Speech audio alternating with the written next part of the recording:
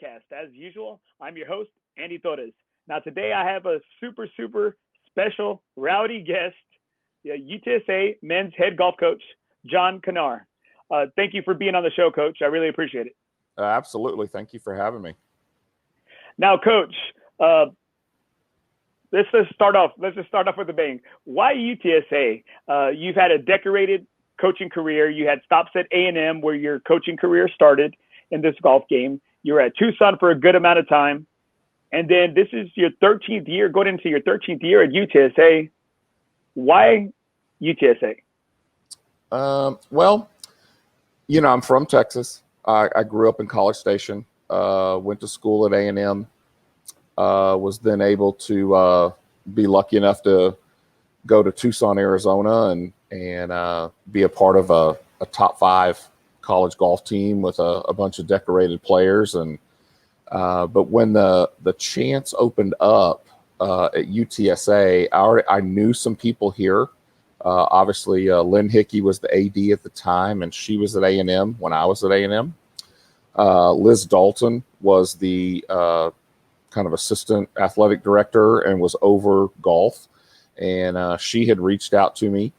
I knew her from A&M, and then it's just some other folks, whether it was the baseball coach or the basketball coach or whatever. I knew some people, and so I did some digging. And I had heard obviously of UTSA, but just like everyone, it wasn't some humongous national powerhouse, right? And but I did some digging, and every single person, 100%, told me this was a sleeping giant, that this place was amazing. San Antonio was amazing. And, I pressed them a little bit. I remember asking Liz Dalton, how am I going to raise any money there? How am I going to support this golf team and grow it to be a national name? You don't have any tour players. You don't have any whatever. And she said, you know what? You know what it's like being an Aggie, and that Aggie network and that pride that A&M feels, and, people just give back because they feel obligated to. She said, San Antonio is exactly like that. She said she wasn't sure if it was the Hispanic culture of just family first and family oriented things, if it was a Texas thing or what really it was.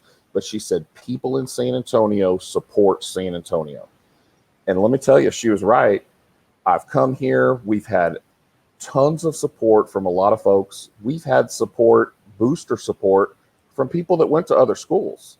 A lot of my boosters went to A&M or Texas Tech or Oklahoma or wherever, but they are the CEO of a business here in San Antonio. They want San Antonio to do good. This is San Antonio school. And so that is really what sold me on the first day. Now, since I've been here, I've been extremely lucky to be able to build something kind of from scratch. I mean, the school has been around, the golf team had been around, but they went through a rough patch. And, that's why the job opened up for me, and was pretty blessed to get the opportunity. But I was able to do it my way. There wasn't a lot of stuff in place, I guess you could say. And I was able to really build it. Now, it took time to do that. It was not an overnight successful deal. But then after a while, we got better. We got a little bit better each year. We got players from around the state, and then those followed with better players. And for a long time, we would bring in freshmen, and they always made the starting lineup because we kept recruiting better players. We have now finally hit that mark to where when the freshmen come in, they're not always the best players because we've recruited so many good players. So I feel like we've kind of gotten somewhere. There for a while, it was like, geez, here we go again. Got to trot out a couple new freshmen into the lineup, and they would be the best. And so the pride of building something yourself and where you've taken it has been what's kept me here.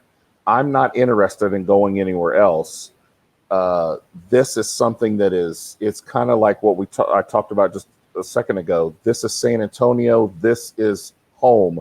This is family. And these kids, the school, the other teams, the other coaches on our staff, they're all family. And, that's kind of what's kept me here. Well, I'm really glad to hear many of the things that you're stating. It's so funny because I interviewed last summer, actually, Summer Batista, the women's head golf coach. And it's almost, y'all are stating the same things, what drew y'all into the city, family atmosphere, welcoming, and hearing you as an Aggie, your motto is howdy, y'all, if I'm not mistaken, right? Mm-hmm. And it seems like that's something very similar that you kind of just felt at ease being here in UTSA. And you're right, I'm originally from Corpus Christi. And so coming up here, I felt some of those same things that Corpus is a very small city, and San Antonio is kind of like a big, small city, and or like a big, small town. And it has that homey feel. And now we have a tailgating crew called Rowdy Amigos, and one of the things is that we feel that love, and we've met a lot of other people who tailgate at the UTSA football games, and it stinks that we're not going to be able to do that this year. But we've met so many people that have had graduated and that they're alumni at elsewhere, but they want to see San Antonio do well. They want to see UTSA do well. And I really enjoy that and feel that. What would you say is the atmosphere that you have built within the program? Well, the first thing we did was I had to realize that recruiting here and recruiting in the state was different. When I was here at A&M recruiting the state of Texas, sometimes you're blessed, right, with great facilities or just an incredible alumni base. I mean, A&M just became they have the largest alumni base in the entire planet now, of living alumni. And so, I don't want to just say nothing's easy, right? In the college sports, you got to really work at it. But they came to you, you know what I mean? It was about weeding them out. And Arizona was the same way. They were from all over the country or even all over the world, but it was more about just weeding them out, not searching them out. People were searching you out. And so when I got here, I had to really learn how to go out correctly and search out the right kids. And I've been quoted in a book, 2 different books twice, and I've said, life's too short and the van's too small to deal with a turd on your team. And so that's kind of been my motto. Like, you've got to recruit the right people, not just good players. And, we all talk, we're very high on academics at UTSA. My golf team's won a bunch of national awards for academics. We had 4 academic All-Americans this last year alone.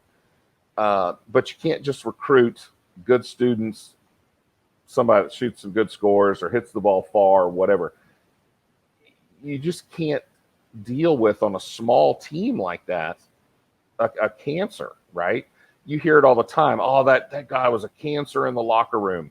But he's one of 120 football players.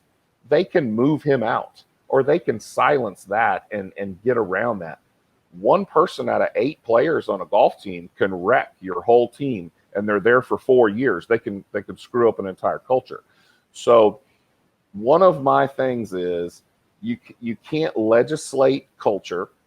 You have to recruit culture.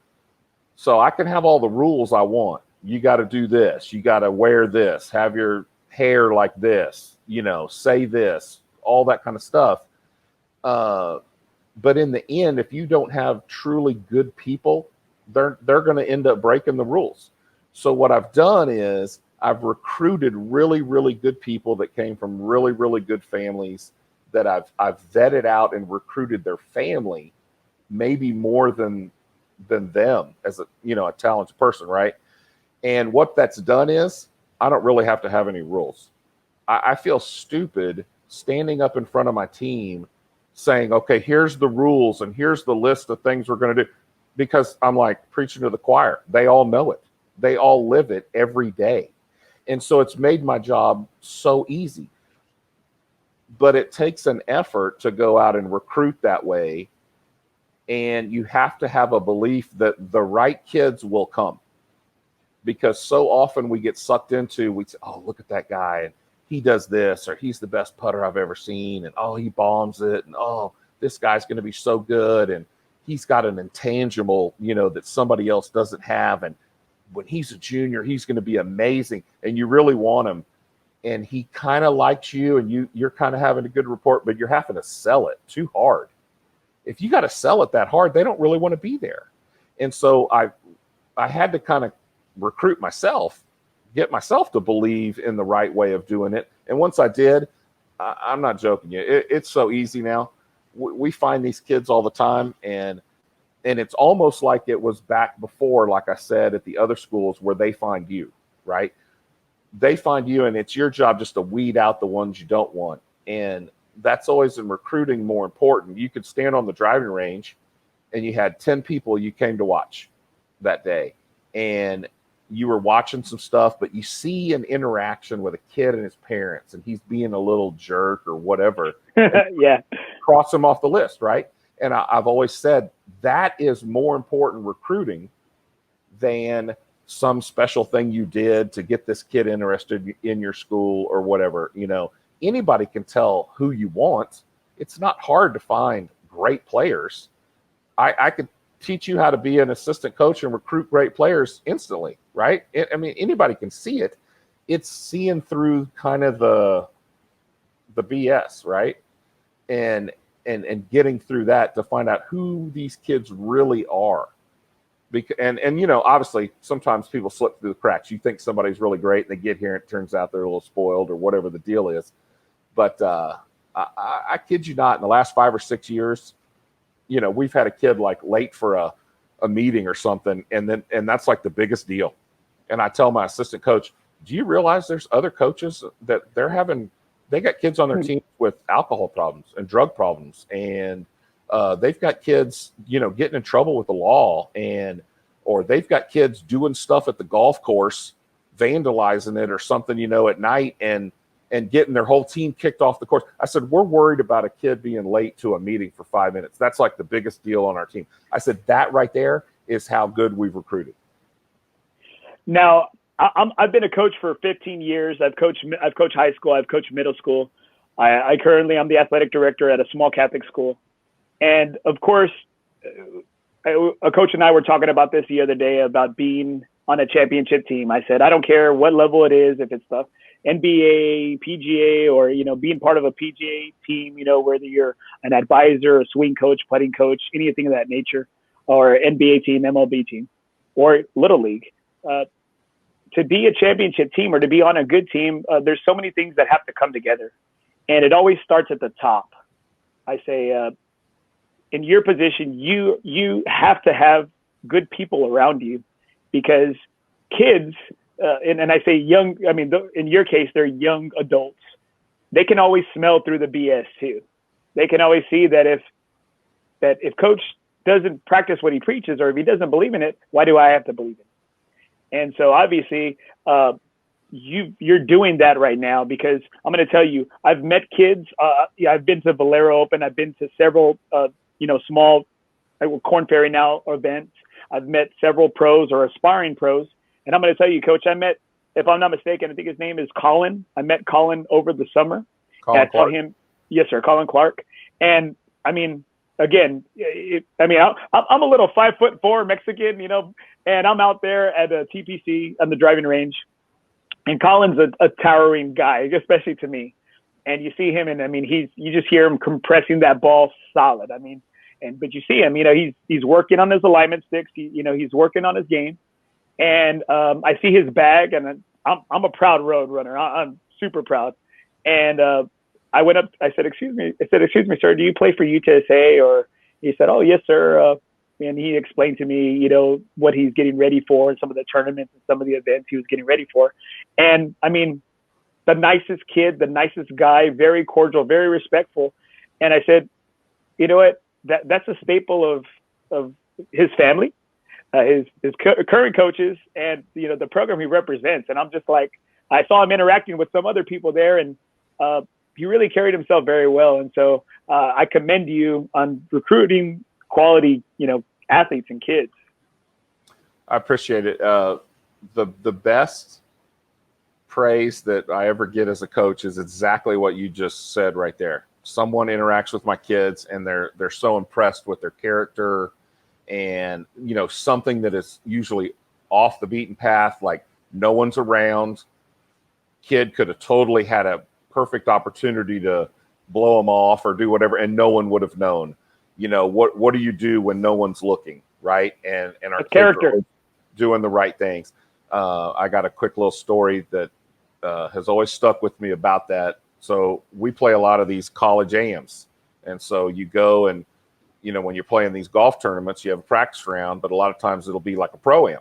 And they'll have, one of your kids play with a group of members kind of thing. It raises money for, whatever the deal is, or for the tournament, or sometimes for a charity that they're involved in. And we're at Louisiana Lafayette.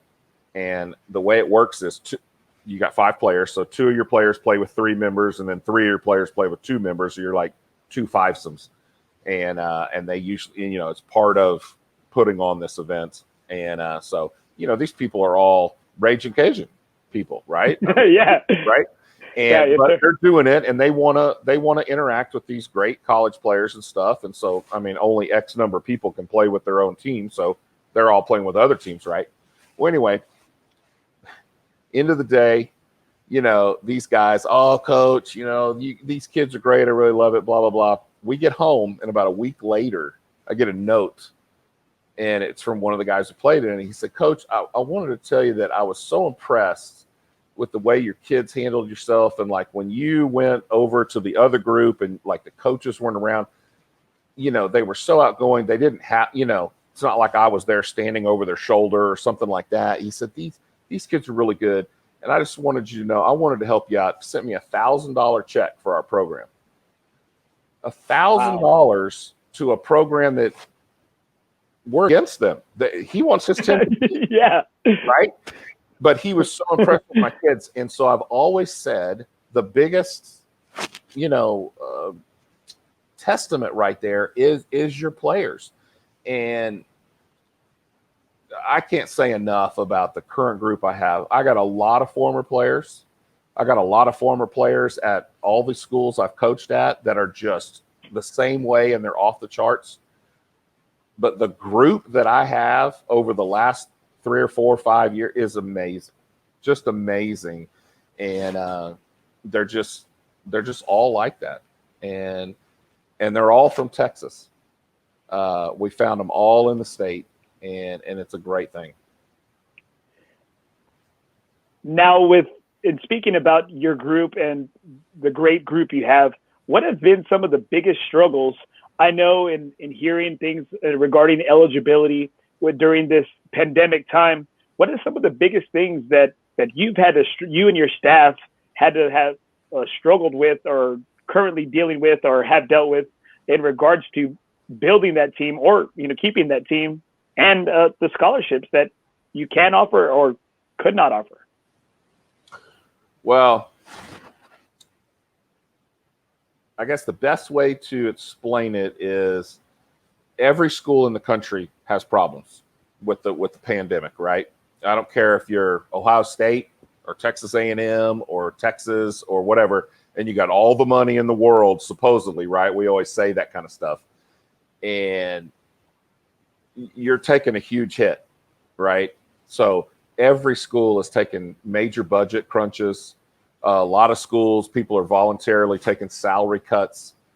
Some folks are, scholarships are being cut. So the limits that you're allowed to offer, every one of our sports at UTSA, we're at the full 100% limit that the NCAA allows us to offer, but we had to go through and make some cuts. And so, may not be offering as much.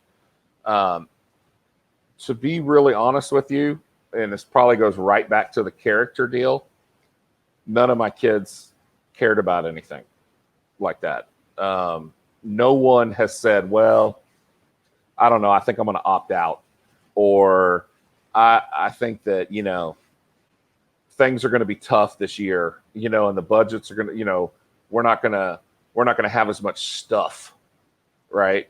And so I'm not going to play.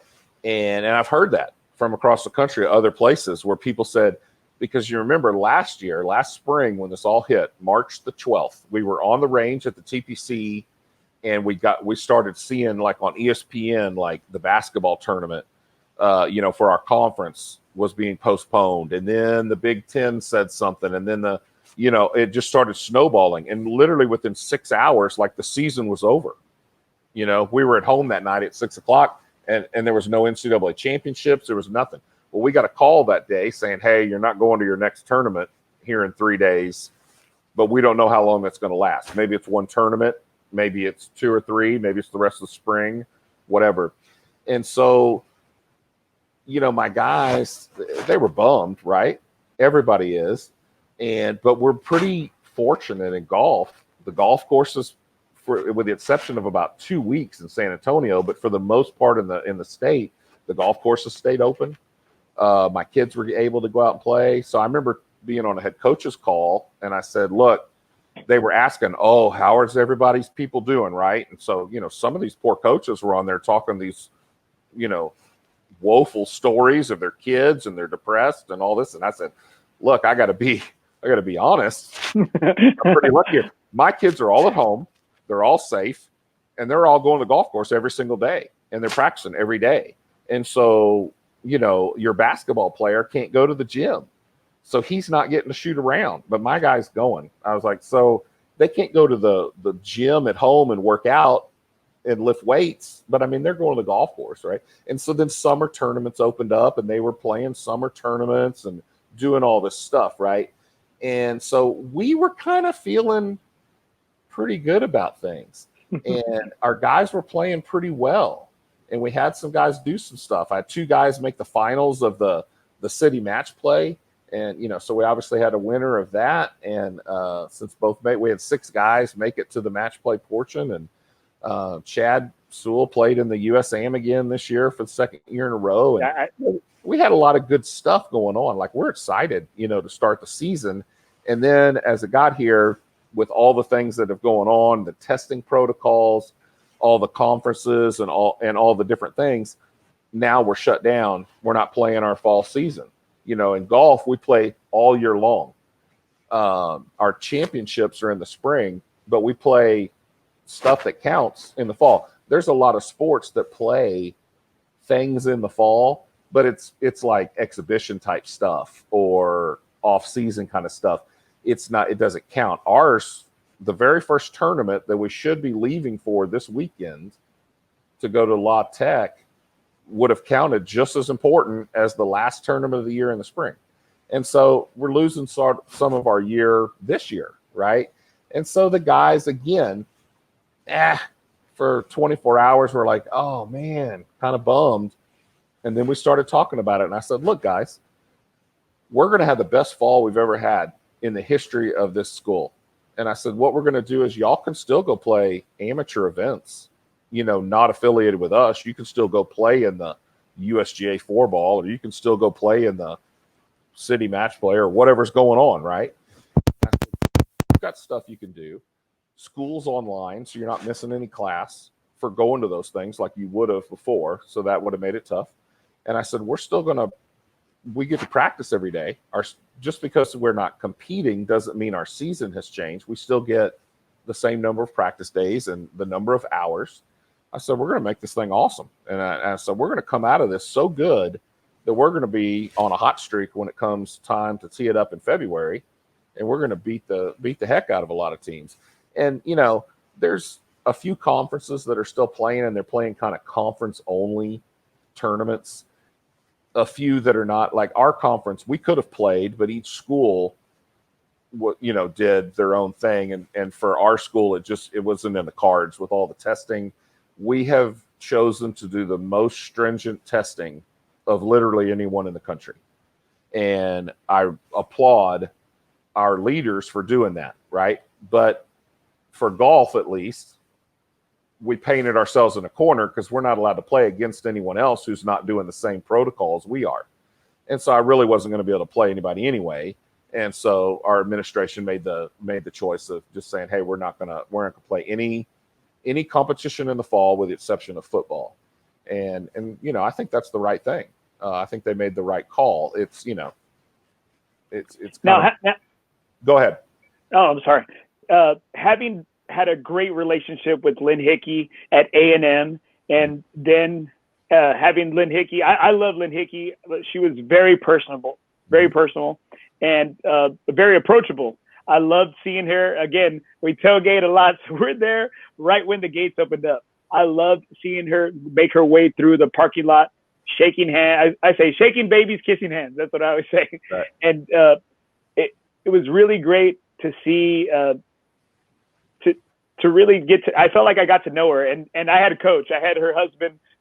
He taught me several of my kinesiology classes, and it was really, really great to hear that you had that rapport with her at A&M, and then obviously, you know, is one of the reasons how you made your way to UTSA. Now, how has your relationship been with AD or Lisa Campos? From everyone. She had individual meetings with literally every coach, and she had meetings with all kinds of players and all the staff, and would come to a head coaches meeting and would let us and the other administrators run the meeting, and she just sat over there taking notes. She didn't say a word. At first, you know, you're just not used to seeing that, right? I mean, the boss comes in and the boss tells you what's going to happen. And, yeah. And you just deal with it and you figure it out. And so I was like, at first I was like, this is kind of weird. But then the more I started looking at it, I was like, man, this is pretty smart. And so when she finally did get to that point, she says, okay, all right, y'all ready? Because here is what I got for you. And these are the changes we're going to make. And, you know, you need to get on the bus, right? Because the bus is going this direction. And with or without you, right? With or without you, right? And I really respected that because I just felt like, you know, you could have walked in on day one and said, okay, the bus is going here, right? And she doesn't know anything. You're like, who is this? Who is this person? You don't even know what we're doing. You don't know what has worked or not worked, right?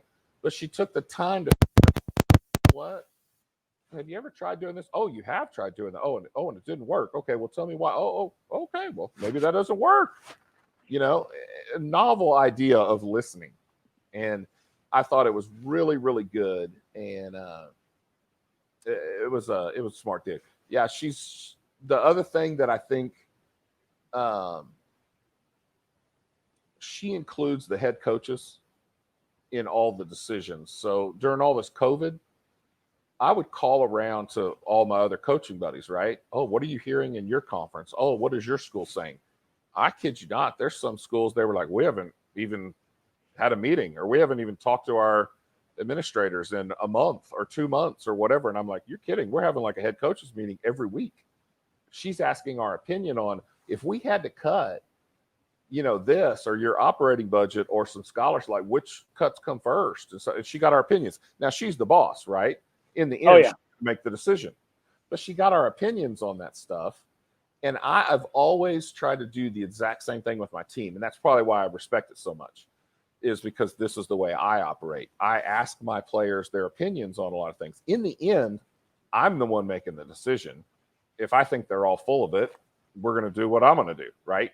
But there's been multiple times where they've come up with good ideas, or they've said, you know what, to be honest, coach, that stuff or the thing you think that's not as important to us as this other deal. You know, this other way of doing it is way more important. Oh, really? Well, I wouldn't have thought that, right? So if I hadn't asked you. And so because she does that, I just think that it's a good way of going about it. And she's been able to have a great relationship. You know, Dr. Amy is so phenomenal. You know, our new president, he is so pro athletics, and it's just fantastic.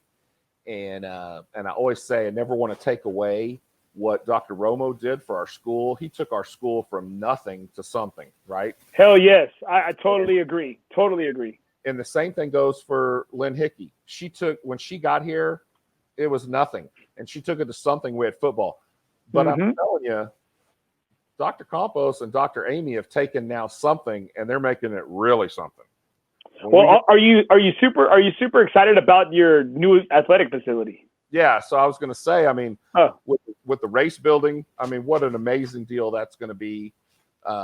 We're in the process of getting a building built out at the TPC for the golf team and a team room out there, and a deal on the driving range, for some hitting bays, and having a place like that as our home course is phenomenal. And so, yeah, everything is kind of going in the right direction, and these are tough times, right? But they had that stuff all put in place.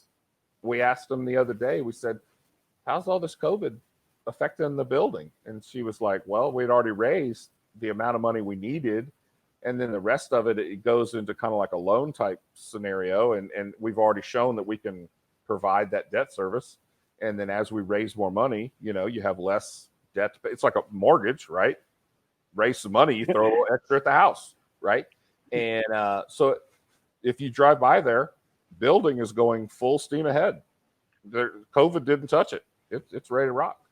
I'm sure you're getting ready. I'm sure you'd be really excited about leaving those portables, right? Yeah.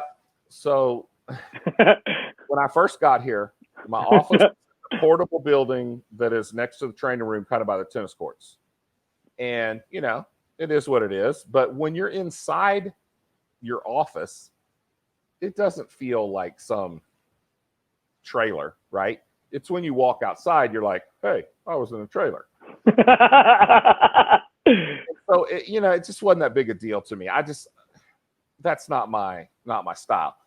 And so when, I don't know if you remember how long it goes, but 5 or 6, well, maybe it's longer than that, I guess.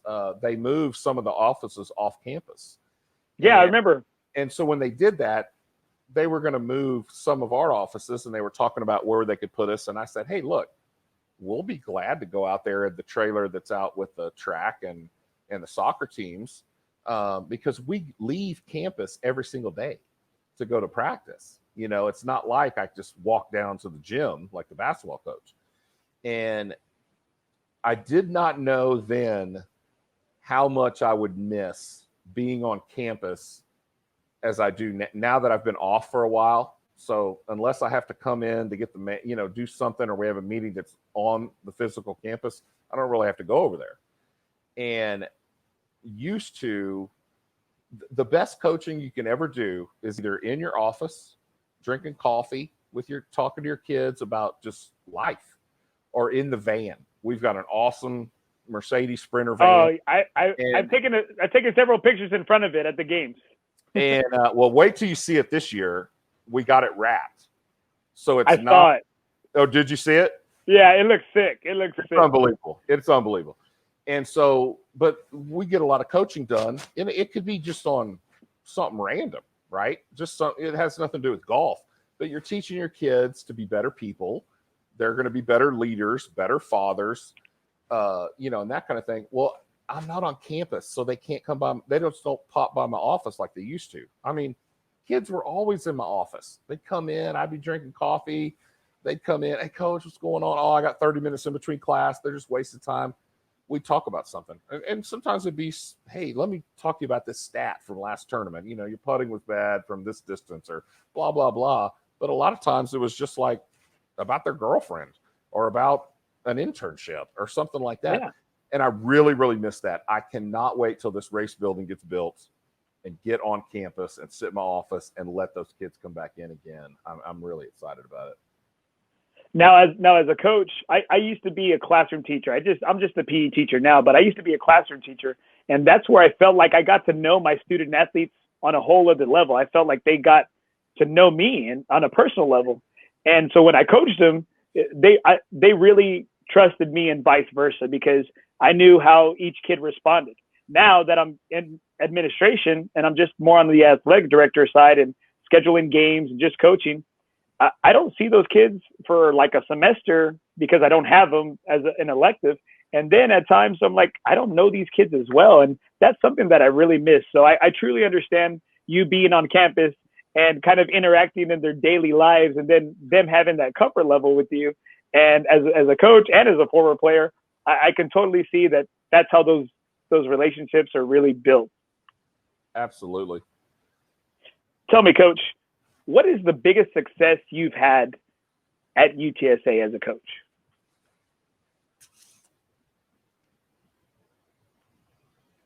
I don't know. I measure, we've won some golf tournaments. That's great.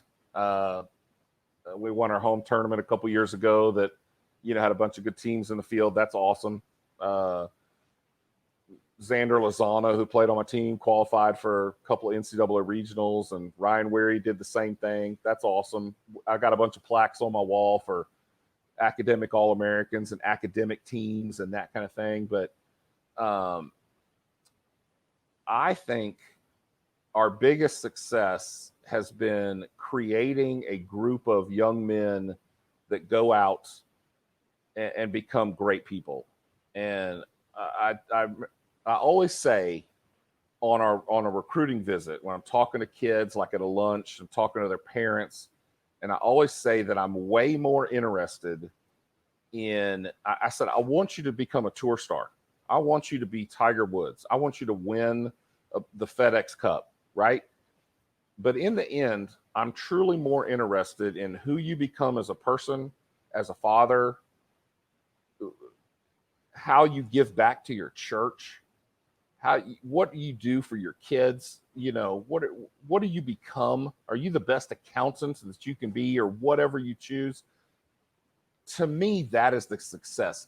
The people that we've had come through here have gone on to become incredible people and have done so many things and are in this time of need. I hear stories of them giving back. And so we had a kid on our team, it's been probably 8 years ago. His name was Xavier Basañas. He was from Argentina, but when they had all the unrest in Argentina, his parents, they moved to Costa Rica. So I actually got him from Costa Rica. And he came in and, he's really studying hard. He's really, really smart. He's taking all these extra classes, doing these things. And finally, after 3 years, he comes in my office and he says, Coach, he says, I love you. I love the team, love all the stuff, but I want to be in biomedical engineering. And I was like, what is that? Like, so he kind of explained it. And so we kind of both agreed. We're like, if you go into that, you're not going to have any time to practice. You'll never make the lineup again because you're always going to be doing all this other stuff, right? And he, he knew that. He agreed. So he said, I think I'm going to step down from the team, but I'm just going to finish school and do this. And I said, okay. And so he graduates. And at the end of graduation, they did basically like the way he describes it is like a Shark Tank type pitch, right? To some investors. But it's for a class. But you could actually win money, like kids that win scholarships. So, well, his team, they built some robotic arm or, some kind of thing, right? For like prosthetic limbs and that kind of thing. And they won the deal and they won like $100,000. And those guys started a company with that, and their company is going strong. And during the pandemic, started making masks and PPE stuff with all their assembly and all their things, both here and down in Mexico. And they've donated over like 1 million products and just donated it all. They made it all to donate. They didn't make one piece of it to sell. That right there is the biggest success that I've had. Because that's so much. Who cares if you win a golf tournament? You know what I mean? It's just so much bigger than that. And so it's stories like that. And, that's a pretty good one. But I have other stories of kids that have gone on to do great things. And we have guys out playing pro golf. and are doing well in pro golf, and have won big major. Xander won the Texas State Amateur. I mean, it's 115 years old or whatever, 120 years old. His name's on the trophy with some unbelievable people now. And but I mean, so what, right?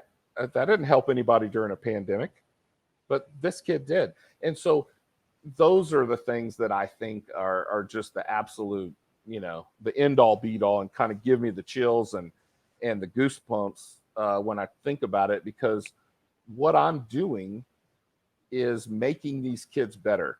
And just like you, there will be a kid 30 years from now who will come back and say, Coach, because of you, you inspired me to do this or whatever. And I mean, from being an educator, it doesn't matter if it's just the glint in their eye when they understand that math problem you're teaching. They got it.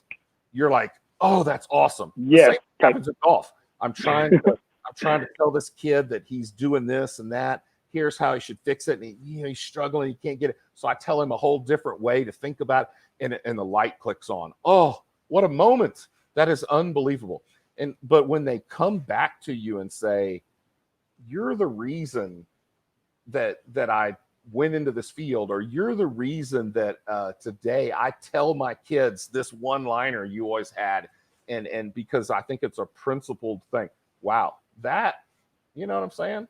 You figure your own personal kids, you're going to make an impact on their life, but how much do we impact other people's lives? And so to hear that from them, I think it's just amazing. So I'm going to say that's my best deal. Coach, that's amazing. I can really feel the love you have for your kids and for your school, for the school that you've been at, going on 13 years. And you can see why. I'm talking to a lot of people here in the city of San Antonio. I said, I want to hear one bad thing about Coach. And you know what? They're not out there. They might be outside of the conference or in other schools, but you can tell, Coach, you've really poured into your student athletes. You've poured into your kids, and your kids and you and the program are really reaping those benefits. And that's awesome to hear. Now tell me, I appreciate biggest that. failure. Failures. Biggest failure. So my biggest mistake came actually when I was at the University of Arizona. So we had a kid on the team, and he was a really good player in town. He was from Tucson. He could play all the desert courses like it was going out of style. I mean, shoot 65. But he did it very weird. Like he had a goofy swing. He kind of scraped it around. He wasn't very smart about the way he played. So we always said, we can't take him out of town. If you took him to Houston, he'd shoot 1 million. But in Tucson, that's who you wanted on your team, right? Well, as he got older, he got better, and he traveled with us, to all the tournaments and stuff. But still, he's playing with guys on the team like Ricky Barnes and Chris Nallen and, all these guys that are going to the tour and winning the U.S. Amateur and are big time, right? And getting major endorsement deals, when they get out of college. And so at one point, we always kind of were trying to tell him, hey, like, what are you going to do when you graduate? Like, this pro golf ain't going to work out for you, buddy, And like, no, but so one day he finally tells Coach LaRose and I on the range, I am going to play pro golf. I am going to sign an endorsement deal with Nike, and I am going to be a professional golfer and make the PGA Tour. And we literally looked this kid in the eye and we said, you have got to come back to reality. You are not going to play pro golf. Nike's not getting anywhere close to you. You're not going to play the tour. You're not good enough. You have all these deficiencies. Like, come on. I'm trying to help you out here. Like, this being this crazy dreamer, that's fine, but come on. So that kid graduates. He signs a ball, shoe, and glove deal with Nike because we're a Nike school. And he goes out and he makes it on the Corn Ferry Tour now, but the web.com back then, makes it through, plays in a couple U.S. Opens and plays on the tour, for about half a year. Right in our face, right? He played the web tour, the mini tours and stuff for a good number of years before he finally decided he got married, he's having kids. That mini tour life's not fun. But he played pro golf, he signed a Nike deal, and he played in 2 U.S. Opens. And so after that, at first we kind of laughed about it, but afterwards I said, you really got to think that's just such a mistake, right? Why are you raining on some kid's dream, right? Even if he's not going to do it. Well, and this kid actually did it. But I mean, we all have that story. They're not good enough or whatever, but why? And so after that, I've really I've always considered myself an uber positive person and a person that, I'm always looking for the bright side. I have seen so many bright sides and positive things come out of this COVID when everybody else is just seeing negative, right? But that's my personality. But in that moment, I lost it and I was negative, right? And but so was our head, we both were. We were just like, and all of our team, like all of us, were just like, you've got to be kidding me, dude. And he proved us all wrong. And maybe that's what pushed him over. Maybe, he was that kind of guy that liked to prove you wrong. And so who knows? Maybe we could take a little piece of that action. But I would say that was failure for sure. I don't know. It's hard for me because you could pick a positive thing out of anything. You could pick a failure out of anything, right? Golf is a sport, kind of like baseball. If you hit 300, you're in the Hall of Fame, right? So it's kind of a game of failure. Golf is definitely a game of failure, and it's one of the hardest games, if not the hardest game, when you include all the mental factors and how long it takes and that kind of thing. So I don't know. I mean, you don't win tournaments very often. That's just a hard thing to do, whether it's individually or even as a team. You're always kind of failing. So I would say that, and then my biggest, what I consider coaching failure, on actually like giving advice to somebody and coaching. It's probably our 3rd year here. We're playing Baylor's tournament at Royal Oaks up in Dallas. Really good field. It's Oklahoma State and Oklahoma and A&M and all these teams, right? And we play the first 9 holes, and it's raining. It's terrible. And, it's just not looking really good. And we had played pretty solid. I had a really young team. I mean, we were not very good. We were way overmatched. We're by far the worst team in the field, but we're kind of in the middle of the pack. We're beating some good teams, and it's starting to look worse. I'm looking at the radar, I'm doing all this stuff. And so I even talked to the Baylor coach. He says, yeah, I think this last too much. I mean, we're going to have to call it. We're going to have to suspend play. And I take it back. Wasn't the first round. It had been raining the whole tournament, but this is the final round, right? And that we're in. And after 36 holes, we're kind of in the middle of the pack, right? So after 9 holes, we're kind of hanging in there. I'm like, well, that's pretty good. And some of my kids are coming off at the turn, and they're like, man, this is terrible, coach. And I said, hey, here's what I need you to do. Just have a good attitude, relax. They're fixing to call this. They're about to blow the horn, maybe another hole, right? And just relax. The scores are going to revert back to the third, and we're going to finish 10th out of 15, and we're going to beat 5 phenomenal teams that we had no business beating. Well, sure enough, all my kids come through, and I tell them this, and they kind of let their guard down, start making a few bogeys, playing bad, and the horn doesn't blow. They keep playing. Now, it was unplayable. Wow. I think it was a bad move, right? But hey, that's life. Life happens. And in the end, we lose a couple spots, and some teams beat us that shouldn't have beat us. And it's because I coached my guys basically to just relax, right? And instead of saying, hey, suck it up, play tough. I mean, It's raining. Let's deal with this. And so I learned from that. I was a younger head coach.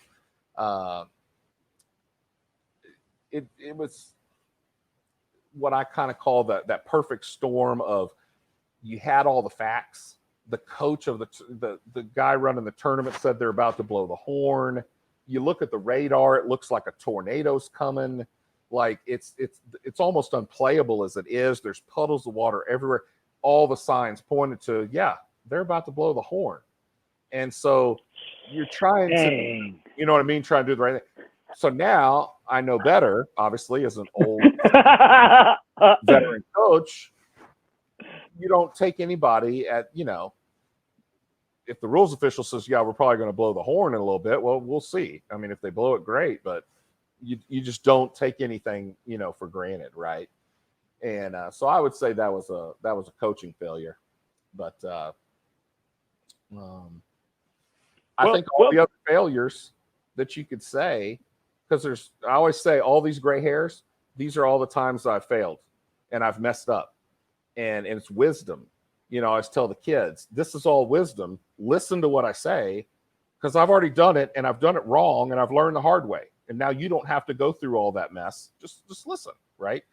But all those failures made all this gray hair and wisdom. So I wouldn't have been as good a coach today if I hadn't had those failures. One thing, Coach, did you have a lot of hair when you started coaching? I always had my hair short.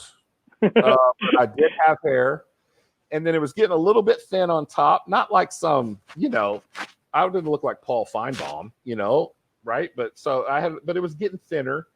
And one day I decided, you know what? I don't like the barber I have here, and they don't cut it right. It seems like it's a hassle every time it's a fight. I'm just going to buzz it myself, right? Just real short, just buzz it. So I did that for a couple times, and then I thought, buzz it a little shorter, and then I was like, well, I'm gonna shave it, see what it looks like. So I did that. I thought, well, that doesn't look too bad. And back then I really didn't have facial hair or anything, and so then I kind of grew it out down there, and so you got to have the balance, right? Well, one thing, Coach, that I always ask all of our guests on our show, and it's a little bit lighter on the lighter side of golf.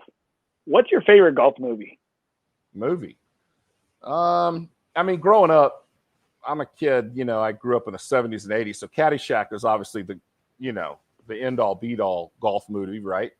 And but then as you got a little bit older, I mean, you can't knock a movie, like a Tin Cup or, some of those kind of things. Those are great. I think some of the movies like Bagger Vance and some of those that kind of had a more I don't know, behind the scenes motive to them or something. Those are awesome movies. I mean, you could really kind of learn something from that. It just happens to be centered around golf. And but I'm definitely a Caddyshack guy. I was really bummed when they came out with the Caddyshack 2 and just completely ruined the whole franchise. That was a hard deal. Oh, come on, Coach. I love Caddyshack 2. See, because Caddyshack 2 was the first. I'm 40 years old, Coach. I wasn't around when the first Caddyshack came out, and so I grew up watching Caddyshack 2. So when I actually saw the original, I said, "Wow! If they could have kept Rodney Dangerfield, if they could have kept his character in the part 2, I said, oh, I think Caddyshack was one of the movies that really helped build Rodney Dangerfield, because again, he always said he didn't get no respect, but I think that was one that kind of helped him get out acting more. Yeah, Dangerfield and Judge Schmales and Ty and all them. I mean, that cast was phenomenal. Bill Murray and I mean, it just has so many one-liners that you still use today. I mean, you still say, "Hey, the world needs ditch digger too, Danny." I mean, use that, and don't sell yourself short. You're a tremendous slouch, that kind of deal. I mean, that stuff has just gone on for time. I mean, that's phenomenal. So, well, I had a PGA teaching professional, Ben Kern from Georgetown Country Club. I don't know if you're familiar with him. he played at in Manhattan at Kansas State, and in the Big 12. And one of the questions I asked him, just what was one of his experiences, and he told me a story that he was caddying there in Manhattan, I guess during kind of like the off season, and he actually caddied for Bill Murray and his brother. Wow. And he said Bill Murray's brother gave him a 20, and he was driving off the cart, and Bill Murray waves him over, and he's waving him over. He's like, "Oh man, Bill Murray's waving me over." So he goes back, and Bill Murray gives him $1, and he tells him, he goes, "Here's a little something for the trouble." Something for the effort. Something for the effort. There you go. Something for the effort. And I was just like, oh my gosh, that's amazing. And he was just like, it was the greatest thing that ever happened to me. That's phenomenal. And so those are some things I always ask our guests, because Nothing Is OB is the podcast, South Texas podcast. And it being a South Texas podcast, what is your favorite golf course that you've played or that you've been to in the South Texas area? Well, let's see. Down here, there's so many good ones. We're pretty blessed at UTSA that we really get to play all of the best, courses in town. I mean, we get to go out to Cordillera Ranch and Briggs Ranch, and oh man, the TPC is our home course. How amazing is that? I got 2 golf courses and the greatest practice facility in the world out there. And so I'm kind of biased on some of that, but we play at Oak Hills and Dominion and Sonterra and just all the courses around. La Cantera is right across the street. And but the thing I think about South Texas golf is it doesn't matter if it's the most high end club that cost you $100,000 to join and $1,000 a month and bent grass greens and zoysia fairways. Briggs. Or if it's just your local public course, right, that just costs you $25 to play, this area and the terrain is amazing. My kids, so like I said, we're real blessed, right? We get to play all those great places, but sometimes we take them to Cedar Creek and to Silverhorn and to, Brackenridge and places like that, right? Or the Republic and stuff like that before it closed. And Pecan Valley before it closed back in the day. Damn. And so we would do that. We did it with a purpose. We were probably going to a course that had, I always say the best thing about a public course is even if it's in really good shape, they usually have kind of grainy greens, right? They're not going to be quite as perfectly smooth. They might be, I should not say that. They could be very smooth and they could even be fast, but they'll have some grain in them just because a lot of times the grass is older. A private course has the funds to resod the whole place, right? Well, before you go to Hawaii to play in a tournament, those courses might be cool and they might be great, but the greens are really grainy and it'll pull your ball offline and they're hard to read. And so we would always go play at some of the public courses. My kids love when we go to places like that. They always thought Cedar Creek is so awesome and it's so, scenic, right? They all play in the San Antonio Open every year, right? And, at first blush for a really top-ranked +5 amateur golfer who's like tour level, right, type players and stuff like that, and they get to play, they practice at the TPC every day. You think, are they going to play in the San Antonio Open at Cedar Creek? They're like, oh yeah, that's awesome, love that place. Because in all fairness, Cedar Creek was one of the U.S. Open qualifying places, so I know that was years past, but you see what I'm saying is, so honestly, it's hard for me to name. I mean, it's a pretty cool experience to play at a lot of these places that maybe or you just don't get a chance to play because it's really private or it's really whatever, that's all great. And there's some courses in Austin that are like that and whatever. But Laredo Country Club is one of our favorite places. We play in the Border Olympics golf tournament every single year. It's one of the oldest golf tournaments in college golf. And it's been going on for like 70 years in a row. And so it's phenomenal. And it's kind of got that same thing we talked about on the first of the show the people there go out of their way to make you feel welcome. They have host families for every team. We've got UTSA alumni down there that host us, and they go all out and put on the feed bag for our guys and barbecue and do all this stuff. They bring in this competition barbecue guy and barbecue and do all these things. I mean, it's an amazing deal. Laredo Country Club is awesome, and they just redid it. I can't wait to go back this year and see they have brand new greens and some other stuff. And guys like Tom Kite and Bill Rogers and Ben Crenshaw and stuff won the Border Olympics, back in the 70s and stuff like that. And it's just South Texas has got a lot of great places and a lot of great history. And I'll have to say that growing up in College Station, we didn't know about it, at least in my era. Right? If you're from College Station now, maybe you venture over here more often. But we came over to go to SeaWorld once, to Alamo once, and that was it. That was my whole San Antonio experience. Walked around on the Riverwalk, ate at Mexican food place, right? And so, there's nothing wrong with that, Coach. Nothing wrong. I'm saying, like, I didn't know anything about it. It took all of about a week for my wife and I to fall in love with the Hill Country when we moved here, because it's just an amazing place. You have everything. I mean, you've got a little bit of desert, you've got a little bit of green, you've got oak trees, but you've got sagebrush and tumbleweeds blowing. You've got cactus. Yep. And elevation changes. Some of these golf courses, you got to be a mountain goat to get around on them. they make the views phenomenal. It's a great time to play. You can play bad, and you're like, "Well, I had a pretty good day today." Pretty nice. That is spot on here in South Texas, and that's one of the biggest reasons why I started this podcast, is because I think there's a lot of gems like yourself and like the UTSA men's and women's programs that people just haven't heard about or people don't know about. And I really appreciate you being on the show today, just because I'm a proud runner. I'm a super proud runner. My wife and I, we met at UTSA. We still live real close by. We're over here by the Hosman area. We're right by y'all's complex. My in-laws live right in that area.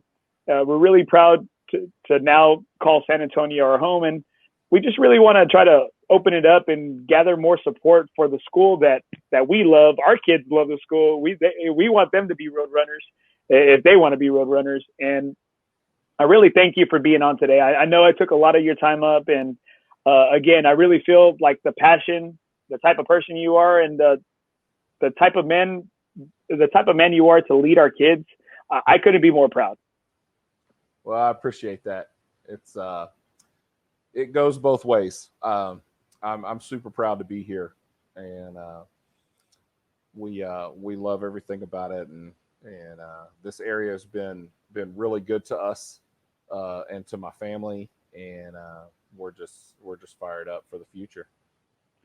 That's the last thing I want to finish on. What is your hopes for this year, Coach?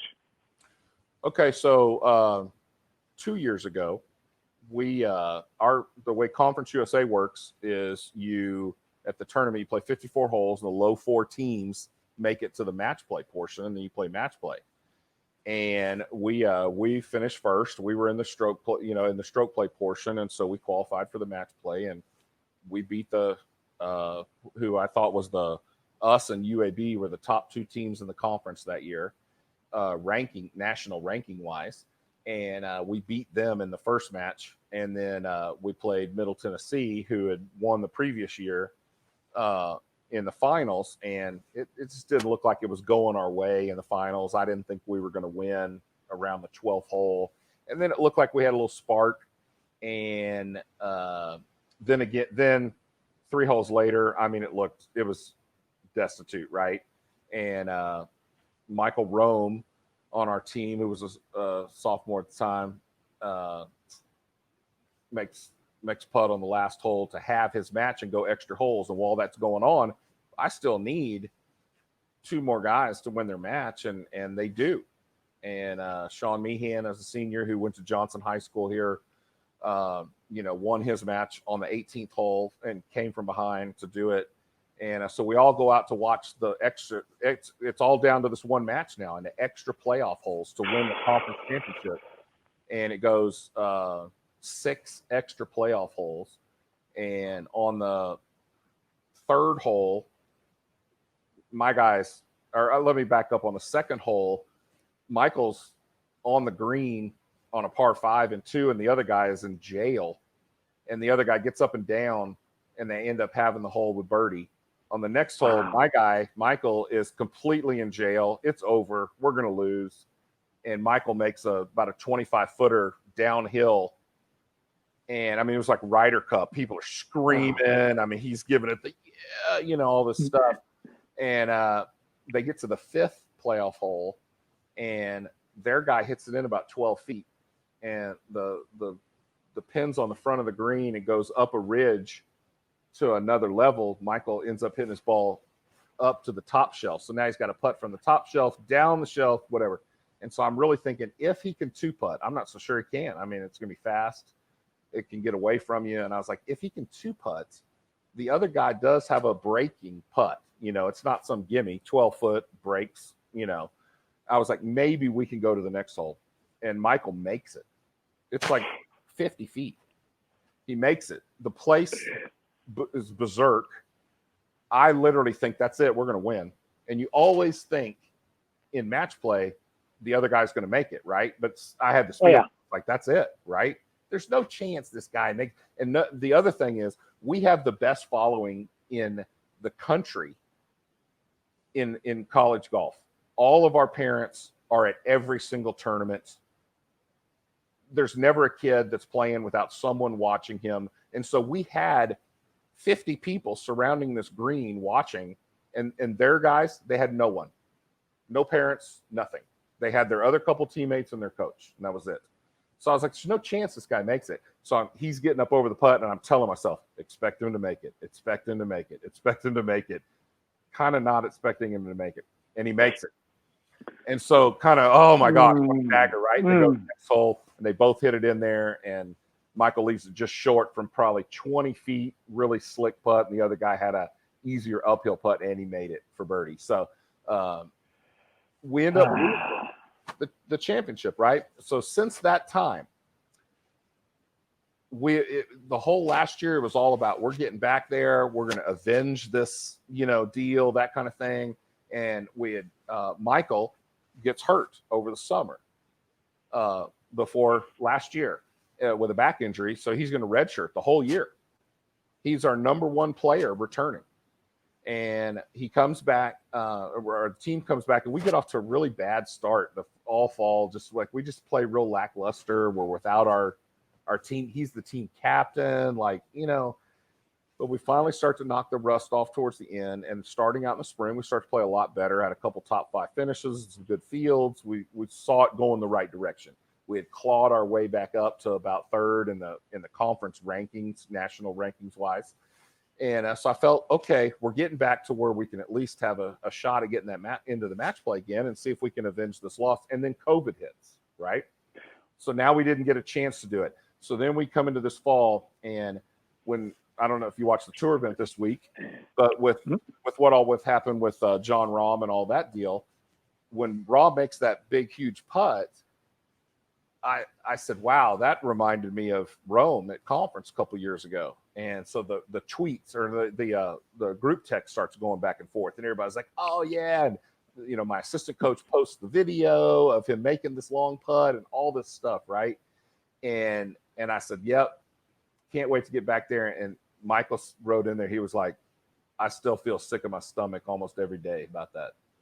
He is still holding on to that. He is so ready to absolutely destroy some people this year, and it just keeps getting backed up. So what I'm looking forward to the most is the first shot of the spring when we can actually compete, because we got those super seniors that got their year back of eligibility back, Colin Clark and Adam House.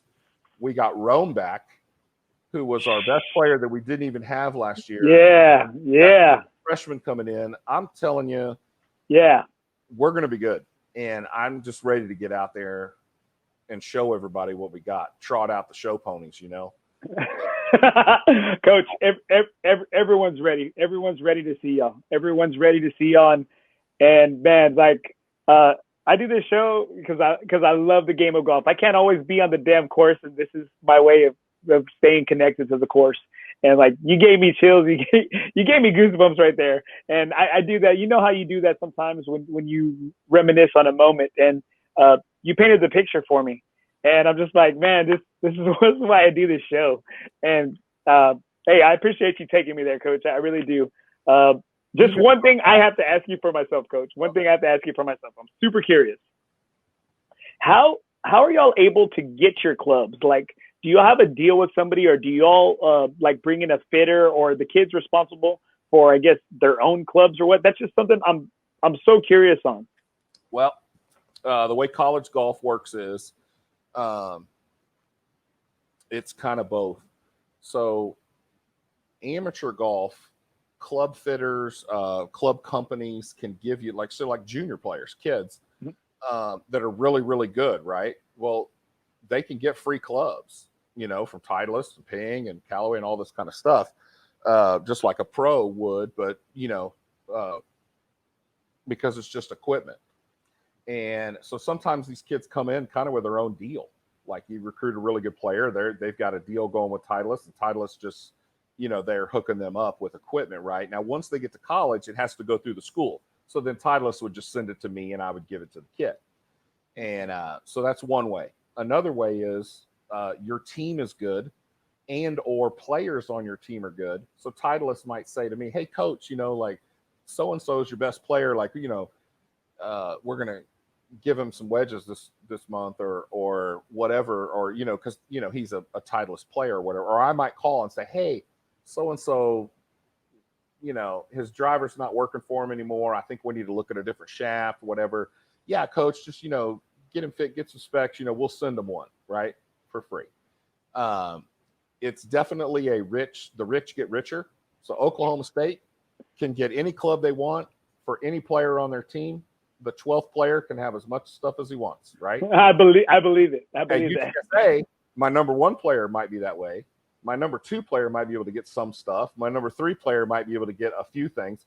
My number 8 player, he's not getting anything for free. But colleges have deals with all these club companies to where we get it a little bit below half price. And so if you have enough money as a school, you can buy those clubs for them, or they can just buy their own clubs at a discounted rate, right? And so it depends. When I first got to school here, our team was ranked 264th out of 300 teams in the country, right? We're not getting it for free. No. We don't have any money to buy kids a set of clubs, but they would buy their own clubs with our discount. Well, as we got a little better, maybe we started getting some stuff for free, some golf balls for free or whatever. So I wasn't spending as much money, or budgets went up. We started football. We started having some more money. Budgets went up. Maybe fundraising dollars. Maybe I raised more money, and we had a little more money in the bank. So then so-and-so, especially if you're one of the better players, where, hey, it's about time, your club's getting a little, let's get you a new set. Well, in that case, we would have the club fitters come, the tour reps, bring the tour truck, do the club fitting, that kind of stuff with our guys, or send them to a place, get fit, and then we would buy those clubs for them. If we couldn't get them for free, hopefully we're getting them for free. Now my teams are ranked about 75 in the country out of 300. And so we get a lot more free stuff, right? And so that's kind of how that works.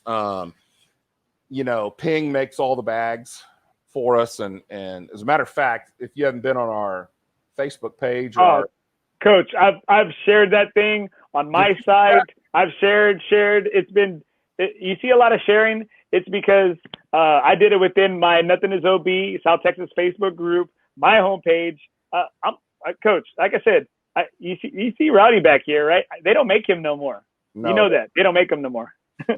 And I have another brand spanking new one that I just keep on ice. I keep on ice, and before I play a big round the next day, I have one of my daughters sleep with Rowdy, hey, I got to talk, I just give him some good juju, give him some good juju.